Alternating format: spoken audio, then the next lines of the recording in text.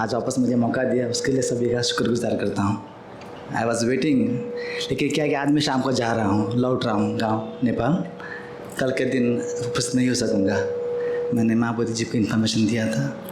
मैं खुश हूँ कि मैं 3 दिन तो शामिल हो सका, और दीक्षा जैसे महान मेरे जीवन के एक अनमोल रतन के दिन आई कुड गेट इट।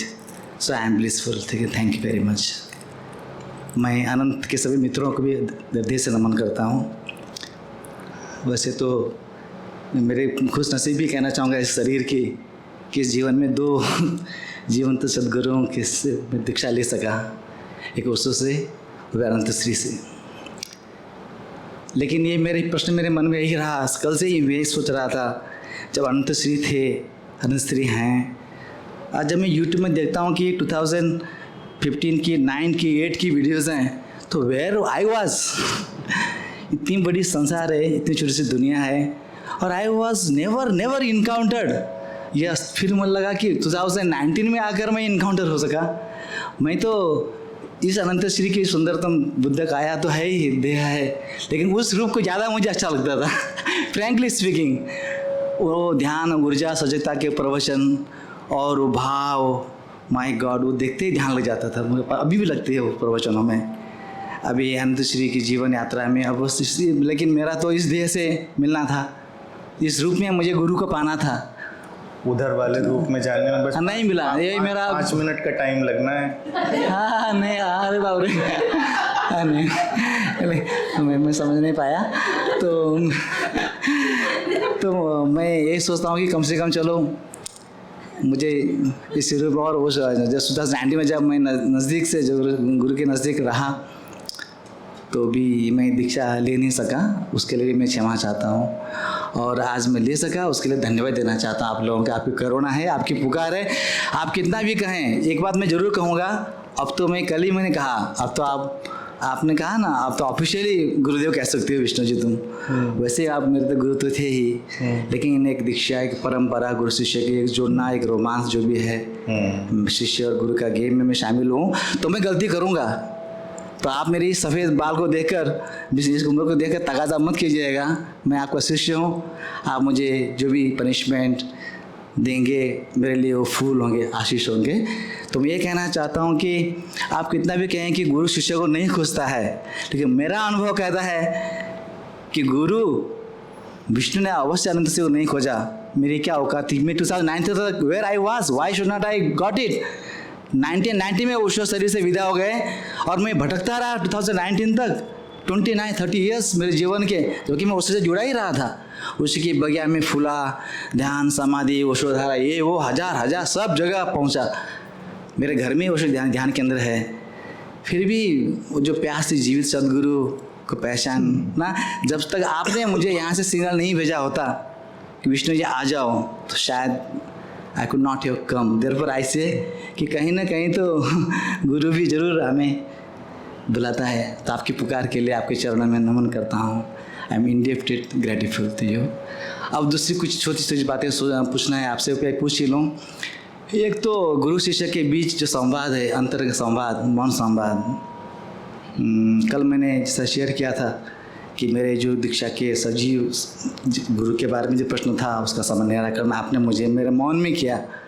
कोई फॉर्मल लेटर नहीं आया, मेरा पत्र तो 3 पेज का था और आंसर मेरे मौन में आया। सही करो कि सपनों में भी आपने मुझे दर्शन दिए, मैंने आपको देखा। अब वो भ्रम है, हेलुसिनेशन है, सपना है, क्या है मुझे पता नहीं। मैं आनंदित हूँ, मैं खुश था, मुझे आनंद जी के दर्शन मिले। और यहाँ पर दीक्षा लेने में भी बहुत सारे संकट थे, घरेलू, सामाजिक, सोशल, लेकिन सबको पार करता हुआ आया। तो फिर मुझे याद आई, ये सब रुकेंगे लेकिन रुक नहीं पाओगे, तुम पहुँचोगे। तो मुझे आनंद श्री की इसी पुकार को फिर भी मैं नमन करता हूँ। बस हृदय से धन्यवाद है। तो आपके साथ, गुरु के साथ अगर मुझे संपर्क करना है साधना में कुछ मार्गदर्शन के लिए, जैसे वो आपकी माला है, हो सकते है कि संपर्क सूत्र हो, आपका गाउन है, आपकी फोटो प्रतिमा रहेगी, हम जब ध्यान में रहेंगे तो कोई ऐसी कुछ विधि आप हमें देना चाहेंगे। हम सब आपके शिष्य हैं, तो कैसे हमें तो आपसे मिल नहीं सकते हैं, और हमारे chief minister CM creative mind time sir यहाँ सारा चाहते हैं, हमारी जो डिस्टर्ब भी नहीं करना चाहते हैं। तो आपसे अगर कुछ मुझे पूछना है तो मैं तो प्रेफर करूँगा कि मौन में आंसर मुझे आए, मेरे आंसुओं से बहे कैसे भी करे, लेकिन मुझे आंसर मिले। तो उसके लिए कुछ उपाय है तो अंत सीरीज प्लीज़ वो थोड़ा बताइएगा कि हम दूर हैं, आपसे जुड़े रहना चाहते हैं। बिल्कुल, इसका एक बहुत अच्छा उपाय निकालेंगे हम सोचते हैं, क्योंकि इस चीज़ को एक सिस्टम देने की क्या कोशिश करी जाए वो माइंड में था, लेकिन आपके कहते कहते ही मुझे आइडिया अभी आ गया कि जो लोग दीक्षा में हो चुके हैं उन लोगों के लिए महीने 1.5 महीने में एक बार एक वीडियो मीटिंग, वीडियो कॉन्फ्रेंसिंग वो रखी जाए। हम लोग कम से कम उस प्लेटफॉर्म से ही एक दूसरे से संवाद कर सकें, मिल सकें। Thank you very much Anand ji. और आपकी करुणा ऐसे ही आप बुलाते रहें और हम सब नए नए मित्र आते रहें, ये प्रार्थना है। Thank you very much.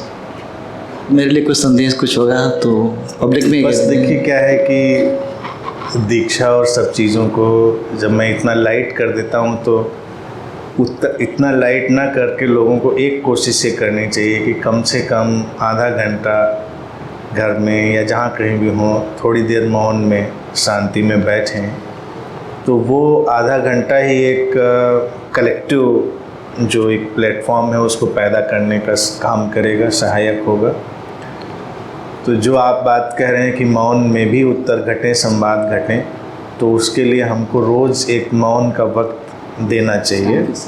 तो बाकी वक्त अपनी जगह एक वक्त आधे घंटे का इसलिए, लेकिन चॉइस पे छोड़ देता हूँ मैं, नहीं तो लोगों को लगेगा अभी जैसे कौन कह रहा था कि हाँ सतीश की डर लग रहा था कि कहीं ये ना करना पड़े वो ना करें, या कुछ कोई बंधन नहीं है, लेकिन आधा घंटा आप बैठते हैं यहाँ के स्मरण में, रिमेम्बरिंग में, शांति में, मौन में, तो देर सवेरे कलेक्टिव ब्रिज पैदा हो जाता है। तो वो अगर चलता है तो बहुत अच्छी बात है। कुछ फिक्स टाइम रखेंगे तो सब खुद जुड़ने का आसान हो जाएगा। अपना अपना रखें, वो सब एग्जिस्टेंशली हर टाइम फिक्स्ड है। हर आदमी जहाँ होगा वो अपने प्रेजेंट में ही होगा और वो जुड़ेगा ही उस प्रेजेंट मोमेंट से। तो इसलिए उसकी कोई बाध्यता मैं नहीं रखता हूँ कि अगर हम लोग कोई इधर से ऑर्गेनाइज करेंगे प्रोग्राम तब एक फ़िक्स टाइम कर देंगे कि भाई एक टाइम रखा है, इस टाइम हम सब लोग बैठा करेंगे। अगर हम नहीं कोई कर रहे हैं तो जो भी टाइम जिसके पास सुविधा की हो। और अल्टीमेटली टाइम जो है ना कि साइंटिफिकली भी एक इल्यूजन है। आप प्रेजेंट में ही हुए तो प्रेजेंट से हमेशा कनेक्टेड है। Thank you very much everyone.